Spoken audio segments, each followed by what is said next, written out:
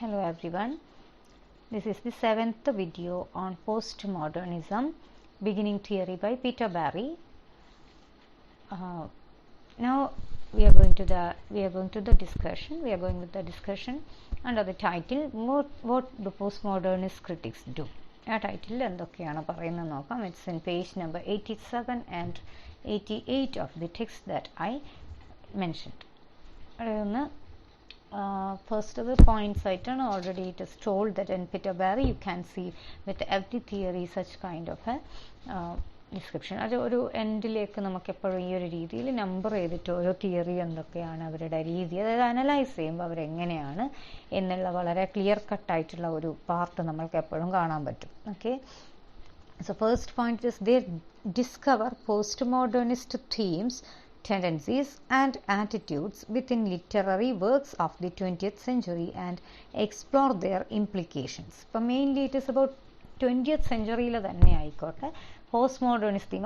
അതുകൊണ്ടാണ് അത് നമുക്ക് പഴയ ടെക്സ്റ്റുകളിൽ പോയി കഴിഞ്ഞാൽ ഇത്രയും കണ്ടു കിട്ടണമെന്നില്ല. നമുക്കറിയാം ഇന്നത്തെ റിയാലിറ്റി അല്ലെങ്കിൽ ഈ രീതിയിലുള്ളൊരു വേൾഡിനെ റെപ്രസെൻറ്റ് ചെയ്യാൻ വേണ്ടി തന്നെയാണ് പോസ്റ്റ് മോഡേണിസം അല്ലെങ്കിൽ മോഡേണിസം ആയാലും വരുന്നത്. അപ്പോൾ അതിൽ അങ്ങനെയുള്ള വർക്ക്സിൽ 20th century വർക്ക്സിൽ തന്നെയാണ് ഇവർ ഈ തരത്തിലുള്ള ടെൻഡൻസീസിനെയാലും ക്യാരക്ടേഴ്സ്, തീംസ്, ഇൻസിഡൻസ്, സിറ്റുവേഷൻസ് ഇതൊക്കെ സെർച്ച് ചെയ്യുന്നതും അതിനെക്കുറിച്ച് അനലൈസ് ചെയ്യുന്ന എക്സ്പ്ലോർ ചെയ്യുകയും ചെയ്യുന്നത്. Okay, and second point, the foreground fiction which might be said to exemplify the notion of the disappearance of the real, in which shifting postmodern identities are seen. Mainly fictions ഏറ്റവും കൂടുതൽ ഇവർ explore ചെയ്യാൻ അല്ലെങ്കിൽ analyse ചെയ്യാൻ ശ്രമിക്കുന്ന ഒരു genre എന്ന് പറയുന്നത് ഫിക്ഷനാണ്. അപ്പോൾ അതിൻ്റെ അകത്ത് നമുക്ക് ഈ ഡിസപ്പിയറൻസ് ഓഫ് ദ റിയൽ മാത്രമല്ല പോസ്റ്റ് മോഡേൺ ഐഡൻറ്റിറ്റീസിനെ കാണാൻ പറ്റും. അതായത് ഒരു തരത്തിൽ ഒരുപാട് എക്സിസ്റ്റൻഷ്യൽ ആങ്സ്റ്റ് സഫർ ചെയ്യുന്ന, ഫോർ എക്സാമ്പിൾ ഇപ്പം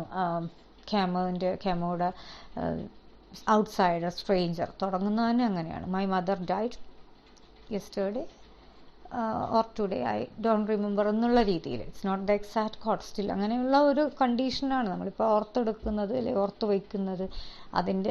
അതിനെത്രമാത്രം ആയുസ് ഉണ്ട് അല്ലെങ്കിൽ അതിനെത്രമാത്രം സിഗ്നിഫിക്കൻസ് ഉണ്ട് എന്നൊക്കെ ഉള്ള ഒരു നമ്മൾ കൊണ്ട് ചിന്തിപ്പിക്കുന്ന ഓരോ രീതിയിലുള്ള സെൻറ്റൻസസും അങ്ങനെയുള്ള ലൈക്ക് ക്യാരക്ടേഴ്സിനെയൊക്കെയാണ് നമ്മൾ കാണുക. പിന്നെ for example the mixing of literary genres as well as നമ്മൾ പിന്നൊന്ന് കാണുന്നത് ഈ ലിറ്റററി ടൈപ്സിൽ തമ്മിലുള്ള മിക്സിംഗ് ആണ്. Thriller, detective story, myth, saga and realistic psychological novel, ഇതൊക്കെ നമുക്ക് ഒന്നിൽ തന്നെ കാണാൻ പറ്റും. ഇതൊക്കെ ഒരു പോസ്റ്റ് മോഡേൺ ആറ്റിറ്റ്യൂഡാണ്. അതായത് you should not have this distinction between high and popular art എന്ന് അവർ തന്നെയാണ് പറഞ്ഞിട്ടുള്ളത്. അപ്പോൾ അവർ തന്നെയാണ് അത് ഇനിഷ്യേറ്റീവ് എടുക്കുന്നത്. മറ്റുള്ള അവരുടെ തന്നെ റൈറ്റിങ്സിൽ നമ്മൾക്ക് ഈ തരത്തിലുള്ളൊരു ഭയങ്കരമായിട്ടുള്ള മിക്സിങ് കാണാൻ പറ്റും. Third one, they foreground what might be called intertextual elements in literature such as parody and pastiche and allusion, in all of which there is a major degree of reference between one text and another rather than between the text and a safely external reality. ഇവിടെ എന്ത് ചെയ്യുവാണ്, എല്ലാ ടെക്സ്റ്റുകളും തമ്മിലുള്ള ഇൻ്റർ connection. അപ്പോൾ ഇൻ്റർ ടെക്സ്റ്റുവാലിറ്റി എന്നൊക്കെ പറയുന്ന concept നമുക്ക് തന്നെ അറിയാം. ഇവിടെ പല അനാലിറ്റിക്കൽ സെക്ടറിൽ നമ്മളിത് കണ്ടിട്ടുണ്ട്. അതായത് ഇന്റർടെക്സ്റ്റുവാലിറ്റി എന്ന് നമ്മൾ text is A tissue of quotations drawn from the innumerable centres of culture എന്നൊക്കെ പറഞ്ഞു വയ്ക്കുന്ന പോലെ തന്നെ നമ്മൾ അതായത് എക്സ്റ്റേണൽ റിയാലിറ്റിയുമായിട്ടല്ല ഓരോ ടെക്സ്റ്റുകളും ഇങ്ങനെ ഒരു ഇന്റർ കണക്റ്റഡ് വെബായിട്ടാണ് വർക്ക് ചെയ്യുന്നത് എന്നൊക്കെ പറയുന്നതാണ് ഇവർ. അതുകൊണ്ട് തന്നെ ഏതും എങ്ങനെയും മിക്സ് ചെയ്യാമെന്നും മറ്റുള്ള ഏത് തരത്തിലുള്ള നമ്മൾ തന്നെ കാണുന്നുണ്ട്. പണ്ടൊക്കെ ആണെങ്കിൽ കോൺസെപ്ച്വലൈസ് ചെയ്യാൻ പോലും പറ്റാത്ത കാര്യങ്ങളാണ്. അതേസമയം ഇപ്പോഴെന്താണ് നമുക്ക് ഇപ്പം even in Arundhati Roy we can see the way Malayalam song is incorporated interwoven into the novel. Okay, അപ്പോൾ പിന്നെ എന്താടാ കൊരങ്ങച്ച സോങ് ബൈ റാഹേൽ പാടുന്ന എസ്തയും റാഹേലും ഉള്ള ആ ഒരു സീനിൽ ആ കുട്ടികളുടെ ആ നിഷ്കളങ്കതയും ആ ഒരു ഗ്രാമീണത കൊണ്ടുവരാൻ വേണ്ടിയിട്ടൊരു സോങ് ഉണ്ട്. So that is Malayalam song. Actually it's written in English in itself in the English text.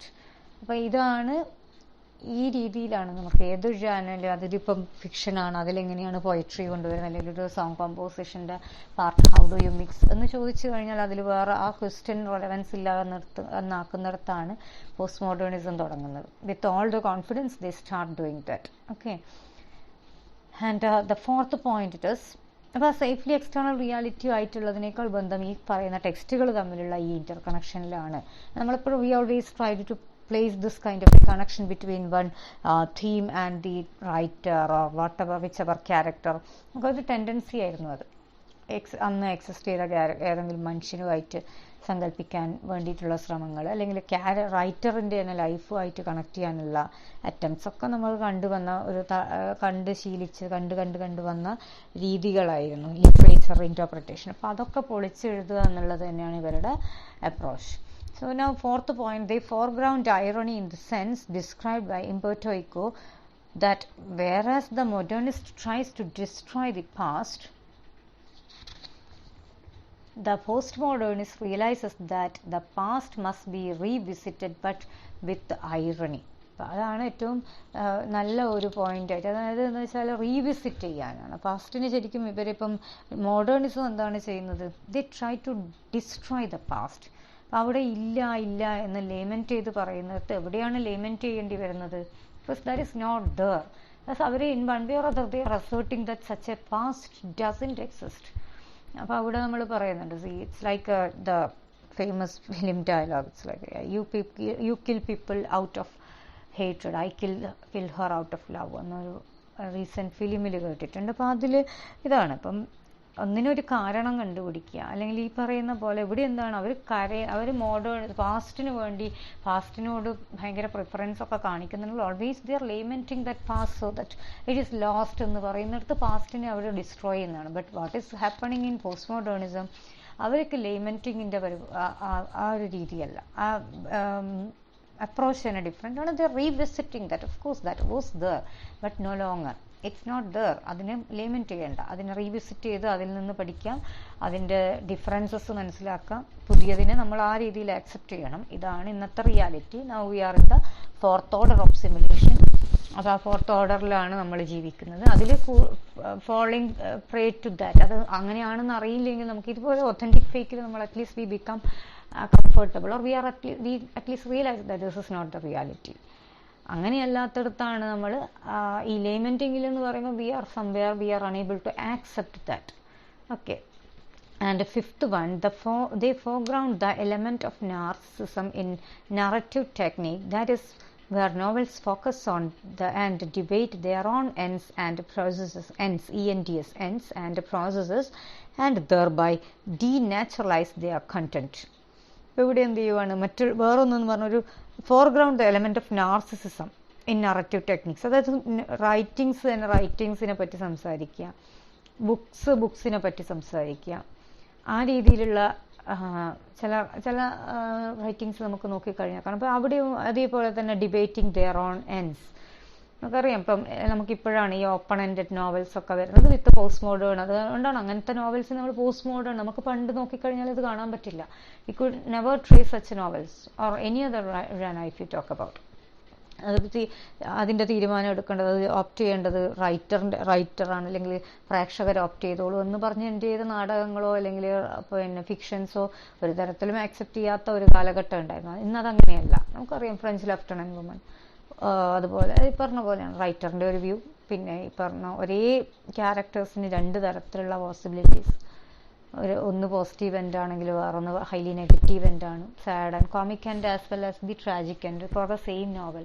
So this is a kind of open endedness with multiple endings. ഇങ്ങനെയാണ്, മൾട്ടിപ്പിൾ എൻഡിങ്സ് ആണ്. അതിൽ ഓപ്പൺ എൻഡിങ്ങിനേക്കാളും ജോൺ ഫൗൾസിൻ്റെ നോവലിൽ പറയുക വെച്ച് കഴിഞ്ഞാൽ it's multiple ending, ഒന്നിനേക്കാൾ അധികം endings. അത് അപ്പോൾ നമ്മളെപ്പോഴും we are conscious that this is we always see the interruption of the narrator or the author if you want to take. ഇതെല്ലാം പുതിയ ടെക്നിക്സ് ഇവർ പരീക്ഷിക്കലാണ്. അപ്പോൾ അതൊക്കെ കണ്ടുപിടിക്കുകയാണ്. അപ്പോൾ എന്താണ് പോസ്റ്റ് മോഡേണിസ്റ്റ് ക്രിട്ടിക്സ് ചെയ്യുന്നതാണ്. What do post modernist critics do എന്ന് പറയുന്നിടത്ത് അത് എഴുതുന്നതിനേക്കാൾ എഴുതിയതിന് കണ്ടുപിടിക്കുക, അല്ലെങ്കിൽ അതിനെ ആ രീതിയിൽ ഇൻറ്റർപ്രറ്റ് ചെയ്യുക. Why does this happen, why do they use it എന്നുള്ളതിന് ഉത്തരങ്ങൾ കണ്ടുപിടിച്ച് കൊടുക്കുക എന്നുള്ളതാണ് ഇവരുടെ രീതി. ഓക്കെ.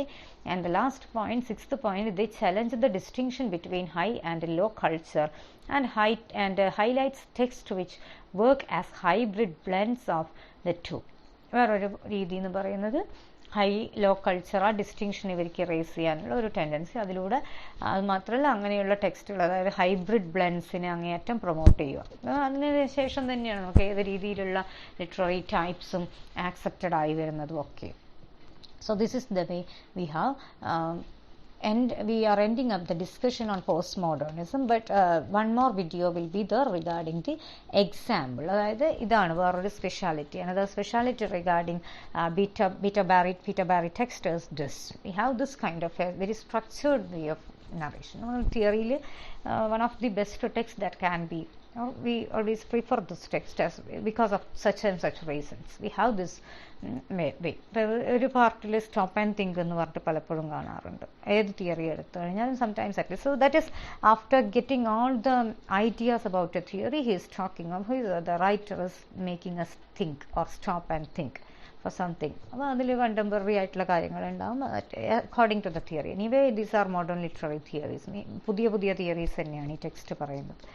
പിന്നെ അതിൽ പിന്നെ എപ്പോഴും നമുക്ക് ഈ പറയുന്ന രീതിയിൽ ആ ഒരു theory what do they do എന്നുള്ളൊരു കുറച്ച് പോയിന്റ്സിൽ നമുക്ക് ഇപ്പോൾ നമ്മളിപ്പോൾ ഒരു തിയറി പഠിച്ചതിന് ശേഷം അതിൻ്റെ അനാലിസിസിന് പോവുകയാണെങ്കിൽ, if you are analysing, if you are interpreting, making use of that particular theory for analysing a text, you will get the points, the basic idea, your duties that will be given in a listed out manner in the text. Then another point, it's about postmodernism. Postmodernism അല്ല, ഇതിൻ്റെ ഒരു example നമുക്ക്, അതായത് the analysis in the real demonstrated way you can get.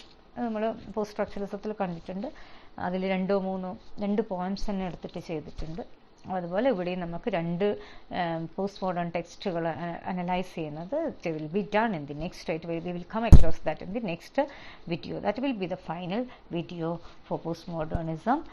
So we will be having in total 8 videos for postmodernism as a topic of study. Thank you.